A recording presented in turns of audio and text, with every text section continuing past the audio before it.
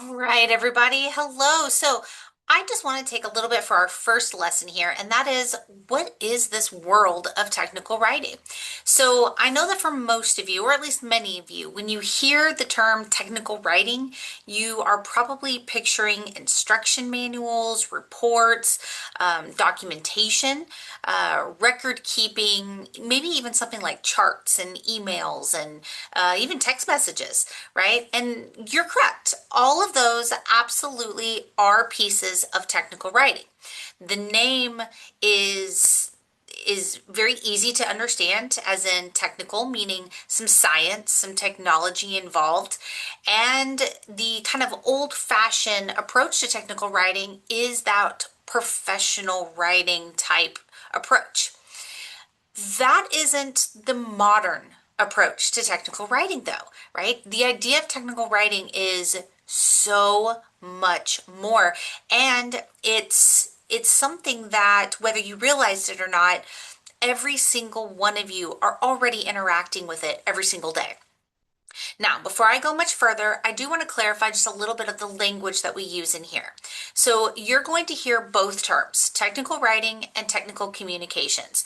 They are not literally the same phrase, but they are so intertwined that they tend to get used synonymously or interchangeably. So I'll just go ahead and tell you, in here, I have a hard time even, you know, unmeshing or demeshing the phrases. So I actually prefer the term technical communication. That's because technical writing in its literal sense is an emphasis on written information. Technical communication in its literal sense is the entire communication experience. So if you consider an emphasis on written information and the communication experience, they go hand in hand. Writing is communication. So for our class in here, I use technical communication, and it's meant to show that it's a balance, right? It's not just the traditional writing, but it's also that non-traditional writing and communication as well.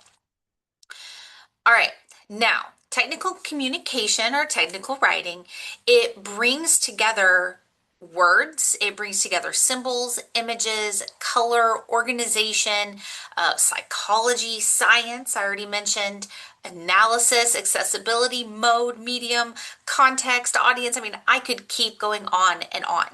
Um, you know, these independent ideas, which are very much what we're going to be looking at and experiencing and studying this semester, they are choices that work together to make a piece of communication, specifically written for our class, but they make that piece of communication ultimately successful or not successful.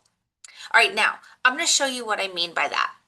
So I want you to consider for just a minute what in my office is already communicating to you. Obviously, I'm communicating to you and you're listening to my words, but there's also other things communicating to you right now. All right, so I'm going to show you something that I've actually already been kind of running in the background with you guys. Let's see if you picked up on it. All right, so if you look at my background in my office, it's pretty monotone. Mostly everything is just kind of black and white and gray, maybe a little bit of the yellow from the wall, but nothing is competing for your attention, right? And then you have me in the foreground with complete color, right? Plus you have my eyes and you have me speaking that you're listening. But then there's also, oh, hold on, let me get my fingers. There we go. There's also, I'm doing my Vanna White, this green plant right here. And if you notice that it's positioned depth-wise to be, there we go, it's gonna be hard, to be even with my eyes. So basically, you're looking at my face, right? And right around my natural eye line, maybe your eyes kind of naturally move to the green.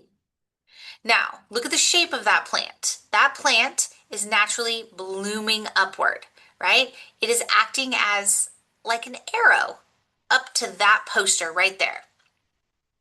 Now, realistically, you cannot read what that poster says. And I'll just go ahead and tell you. It says, "It's kind of fun to do the impossible." That's a quote from Walt Disney, and I've just always really loved that quote. But that's an aside. All right, now, again, I know you can't read that poster right now in this video. Between our cameras, the pixels, the bandwidth, individual screens acting different ways, you're just simply not going to get all of that text as it's written and as it's displayed right now. However, there is one word that I know all of you can see. That word is fun. So, while I've been talking to you about technical writing and technical communication, and admittedly, when we're talking about this stuff early on, it's not super exciting. And yet, the word fun has been sitting there in your visual field. Now, your brain has been multitasking throughout this entire video. You've been listening to me, you've been looking at your screen, you've been processing and thinking about information. Maybe you've even had some little distractions elsewhere on your screen. But somewhere in all of that, I'm hoping that you began associating this conversation about technical communication with the idea of fun. And that's because that written piece has been there the entire time, whether you realized your brain was picking up on it or not. That is absolutely technical communication. All right, I used color to attract your attention, even just slightly. I used placement and visual hierarchy to direct your eye, again, even if just slightly. I thought about the technology and the medium that we're working with here because I know what my camera and our screens will and won't let you read. I thought about the science and the psychology behind how your attention works. And I even thought about my audience, my purpose, and the message itself, meaning I wanted something to really land or a point to be made. All right, now, back to my original little note about the different wording, right? That was an entire communication experience.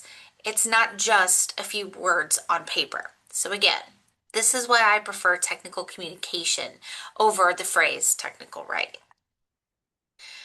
All right, guys, technical writing is absolutely what we are covering this semester. Of course it is. But again, we're balancing that with the fact that writing isn't just words on paper, that it is a communication experience, right? We're going to be bringing in words, colors, symbols, images, mode, medium, psychology, context, all those words I already said, right?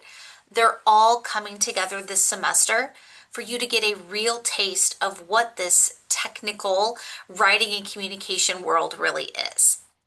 What you are going to have as your personal responsibility or your personal challenge this semester, it is for you to start figuring out how you make all these choices that we're going to experience, how you make those choices intentionally for your situation, for your scenario, and for the adapting, everyday changing world that we live in. All right, well, let me do something here really quick. I just want to center my screen. So that's it for this little message.